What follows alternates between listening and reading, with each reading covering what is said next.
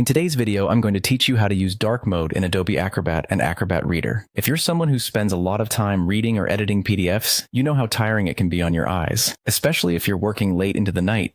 That's where dark mode comes in handy. By reducing the amount of white background light, dark mode can make your experience a lot more comfortable. Let's dive into how you can set it up in Adobe Acrobat and Acrobat Reader with just a few simple steps. First, you'll want to start by opening your Adobe Acrobat or Acrobat Reader application. Now, once you've got it open, direct your attention to the top left corner. You'll notice there's a menu icon there. Go ahead and click on it. This icon is your gateway to accessing Acrobat's various options and settings, where you can customize the application to better suit your needs. After clicking the menu, the next thing you'll want to do is hover your cursor over the View option.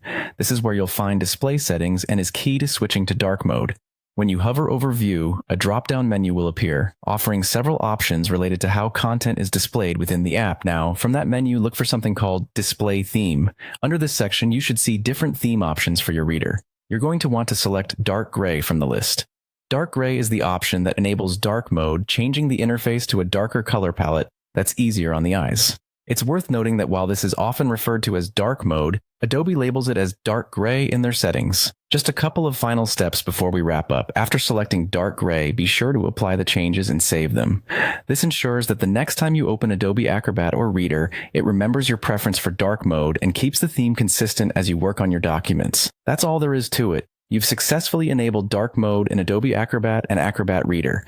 This simple change can significantly enhance your reading or editing experience, particularly in low-light conditions. Remember, you can always revert to the default mode if needed by following the same steps and selecting a different display theme. Thank you for tuning in, and I hope this makes your PDF viewing just a bit more enjoyable. Happy reading!